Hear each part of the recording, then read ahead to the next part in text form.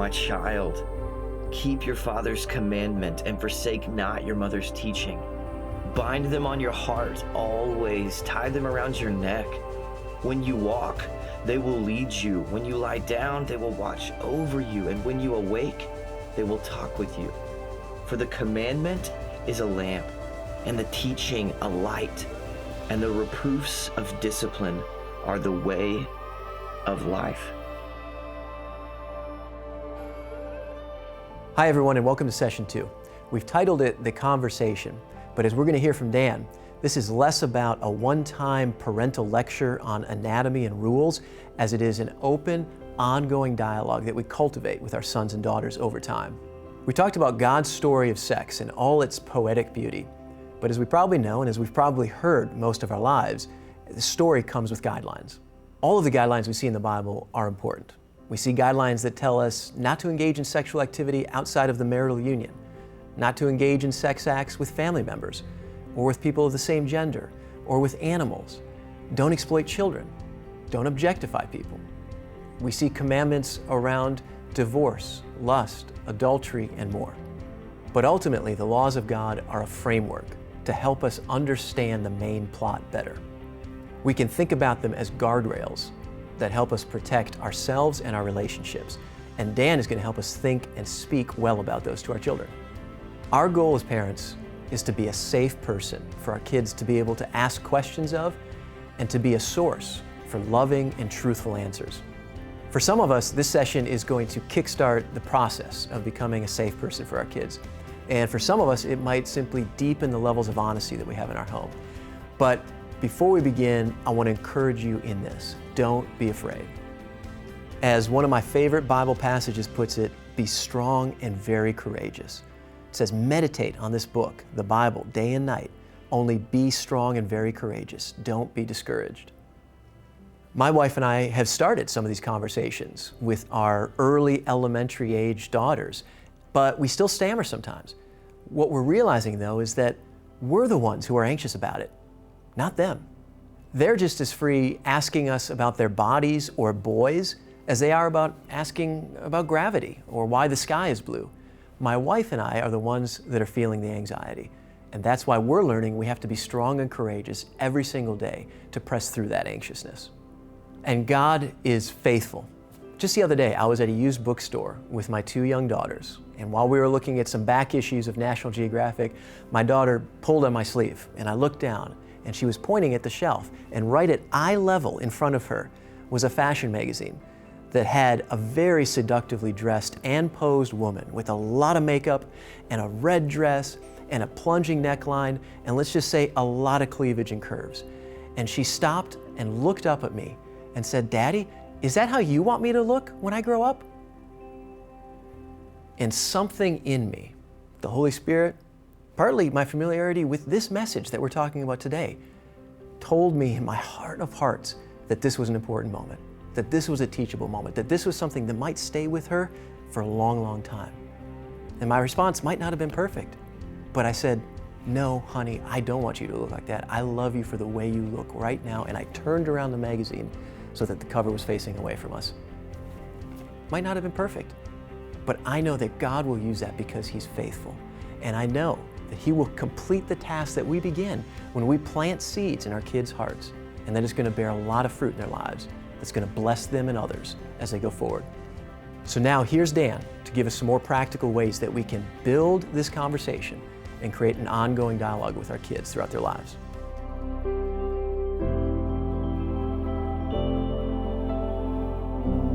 The conversation, developing dialogue about sex with our kids. That's where we're going to spend our time on this session. Last time we talked about God's better story, God's best story when it comes to sex. Really setting a foundation for our kids as we begin these topics.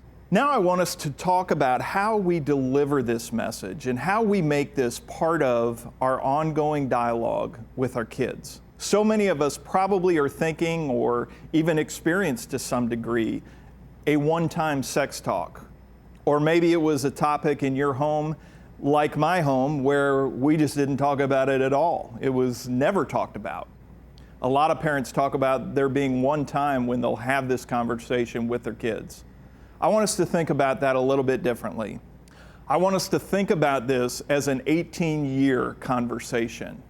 This is an ongoing dialogue with our kids. It's not meant to be a one-time conversation, and it's only going to impact our kids to the degree we need it to if it is regular and if it is ongoing. You know, the culture that we live in is screaming at our kids about this topic. In fact, there has been research done that says that our kids are exposed to 14,000 sexualized messages every year. If we think a one-time sex talk with our kids is going to overcome the 14,000 messages that they're hearing every year throughout their life, we're going to be way short. We need to develop this as an ongoing conversation. Yes, it's uncomfortable. Yes, these are difficult topics to bring up, but we need to choose to do it anyway. And for those of you parents who are listening and part of this discussion, who are maybe thinking to yourself, man, I've missed the boat a little bit here with my kids. My kids are older. Maybe they're 13, 14, 15 years old. Maybe they're 17 or 18 years old. I want to encourage you, it is never too late. Your kids want to hear from you about this topic. So if you've only got 2 or 3 years left with your kids at home, think of this as the 2-year conversation or the 3-year conversation. The point is, begin today. Make this a conversation that comes up often. It's a conversation that can happen in a car ride, at the dinner table, sitting among friends, sitting among family at home. We need to integrate this into our everyday lives. There are so many times that we have teachable moments, times when we, together with our kids, hear messages from the culture that we can speak into. There's so many opportunities that we have every day. Maybe it's not the 2-hour sex talk, but maybe it's a 1-sentence or a 2-sentence statement about how that fits into God's plan and God's purpose for sex. We have such a better story than what the culture has and what the culture is teaching our kids. Let's have confidence in that. Probably one of the most asked questions that I get as I do these types of conversations all over the country is, when should I start talking to my kids about sex? At what age should I start bringing up this topic? My answer to that question typically is something that I'll start with here, and that is by asking you a question. When does the world start talking to our kids about sex? When does the world begin delivering messages about the story of sex to our kids? Is the world waiting for our kids until they're ready, until they're mature enough? I think you know as well as I do that the answer to that question is no. Our kids are hearing messages, they're hearing conversation, they're hearing innuendos about sex each and every day. If they're sitting in front of TV, if they're sitting in front of any type of media, they're getting this message delivered to them. The question that you and I have to ask one another is this: who do we want the primary source of information to be about this critical topic? Do we want it to be the culture around us, or do we want it to be the Word of God? Do we want to have the privilege of introducing our kids to the author and the creator of sex? Do we want to be the ones who are the primary voice in our kids' lives? I think a very typical scenario in homes today is that the first time parents are talking about these issues is when their children have been exposed to pornography, or when something awful has happened over at a friend's house. And so we approach this topic so many times as parents from a defensive standpoint, as if we're being forced to respond to the world's take on this issue. I want to suggest a different approach. What if we were the ones who introduced this topic to our kids?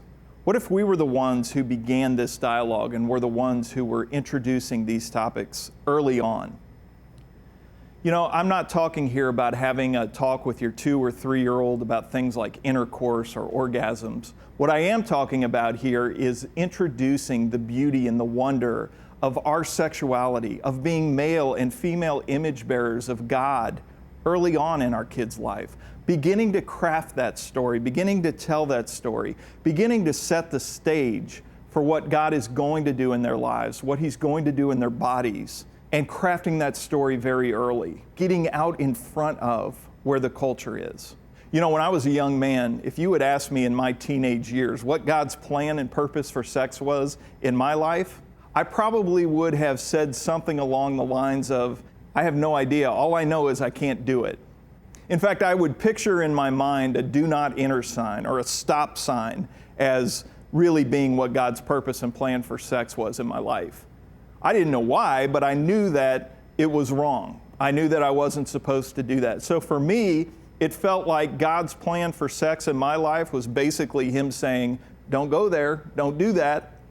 You know, when I became a parent, my wife and I decided that we wanted to give a different vision, a different story to our kids than the one that she and I had had growing up. And so I picture, when I think about this, a different picture. And it's a beautiful picture. It's not a do not enter sign, but it's a beautiful mountain scene with a winding road going through the mountains. And the reason I pick that as a picture of God's purpose and God's plan for sex in my life is, number one, because it's a beautiful picture. I love taking that ride through the hills, especially in the fall when the leaves are changing. It's a beautiful ride. The other thing I like about that picture is that it is a road, and it is a road that is leading somewhere. It's going somewhere. And then the other thing about any winding road through the hills is we usually see things along the road like guardrails.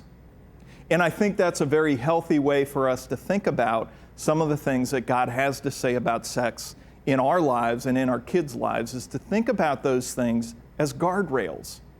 You know, the engineer of that mountain road, when he built that road, when he designed that road and he decided to put guardrails, it wasn't because he didn't want people to enjoy the journey. It was because he wanted people to get to that destination safely. He knew the dangers that lay on the other side of those guardrails. And that's very much how God is.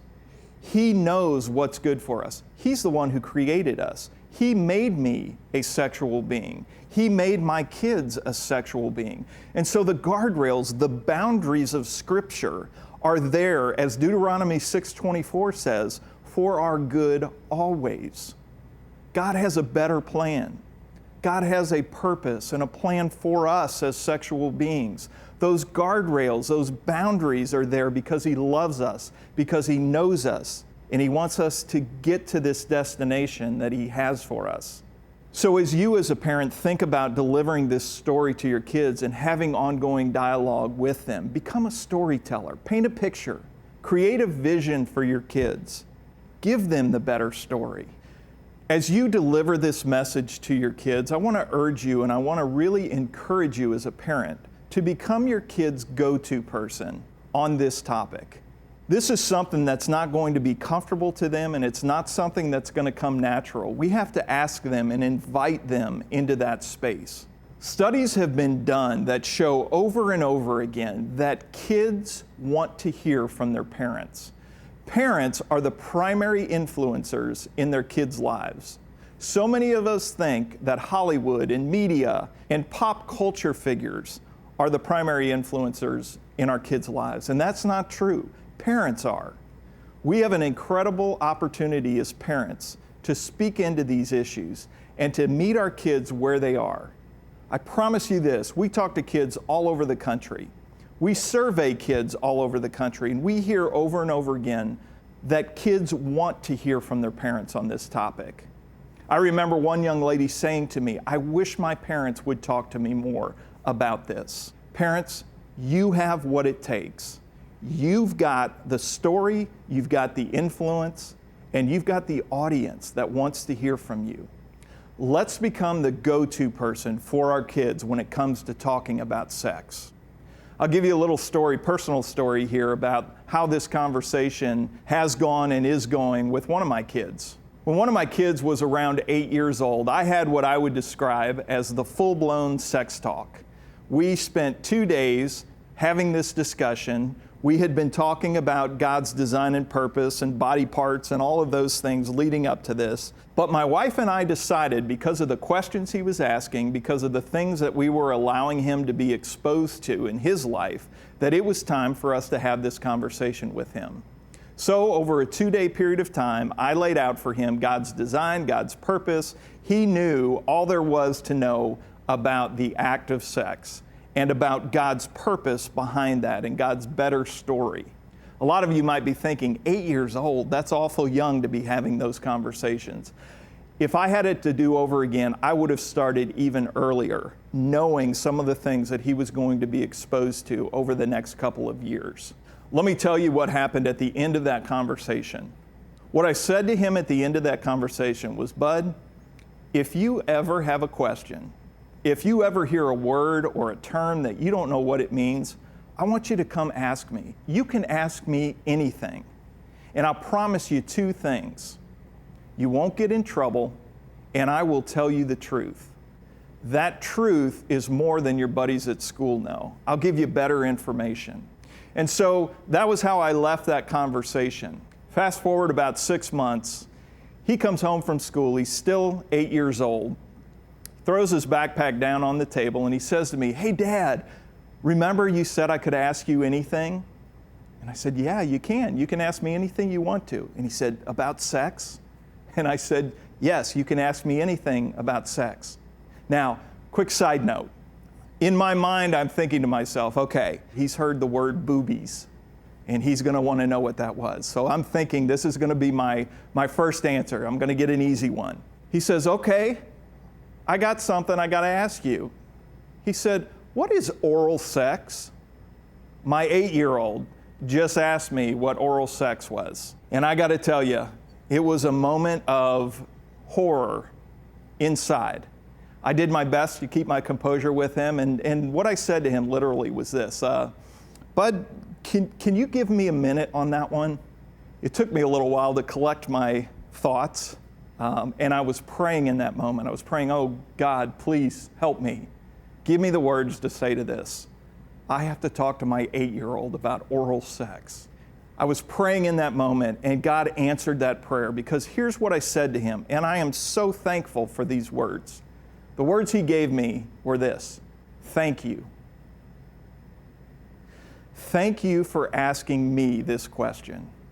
In my mind, as my mind was racing, as I was thinking about this, what I was thinking was, thank you for not Googling that. Thank you for not asking the older brother of your best friend that question, who, by the way, would have given him an answer.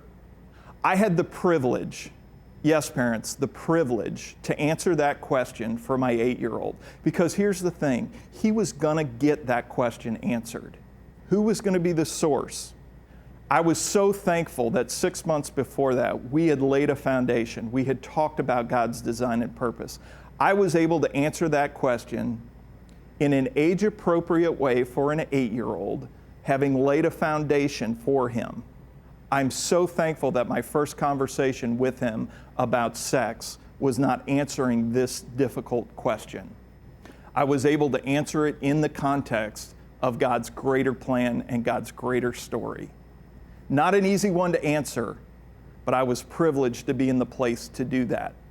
The other thing I'm thankful for in that moment was those words, "Thank you." How I answered that question in a moment where he was very vulnerable was going to dictate what our conversations were going to look like from that point forward. I'm so glad that I said thank you. I'm so glad that I didn't react how I was feeling inside, which was horror and panic and running to the bathroom to get the bar of soap to clean his mouth out. I'm glad I answered with grace in that moment and thanked him, because I have had the privilege for the last 14 years to walk with him in that conversation, that ongoing dialogue. And that moment, that first question, the response that I had told him, this is a safe place. You can bring those questions to me and you're going to get an answer and you're going to not get in trouble. And so he felt confident in doing that, and it led to some great conversation, and it's still leading to some great conversations to this day. Parents, our kids have questions. The culture is anxious to answer those questions for them. Let's become their primary source of information. And I want you to remember this. We got the best story. We have to have confidence in that. We have to tell that story often. And we have to have the confidence and faith that God's word and God's truth is greater than what they're hearing in the world. You've heard this before, but I want you to hear it in a new light. in light of these conversations that we've been having. And these words which I am commanding you today shall be on your heart. You shall teach them diligently to your sons, and shall talk of them when you sit in your house, and when you walk by the way, and when you lie down, and when you rise up. One of the main takeaways for us out of what Dan just shared is that we should desire to be our kids' go-to person on matters regarding sex. I know a teenager just the other day who shared with her mom about her friend who was hurting from a sexual encounter with a teenage boy. Those are the kind of conversations we want to foster. That's why we want to be safe people for our kids to come to. I know that was true for me as a teenager. My father is not a perfect human being, like I'm not a perfect human being. He wasn't a perfect dad, like I'm not a perfect dad. But there are things I remember that were very, very poignant. When driving down the road, I was probably 13 years old, and I had just seen a movie that maybe I shouldn't have seen. But regardless, the phrase 69 had come up in a sexual context. That's all I knew about it, because it was something that people were laughing about, but I had no idea what it was. And I was a little embarrassed, but I needed to know the answer to it. And I knew I could ask my dad. And I asked him, and what he told me was the truth. He told me that 69 was a slang term for a sex act that involved mutual oral sex. He told it straight.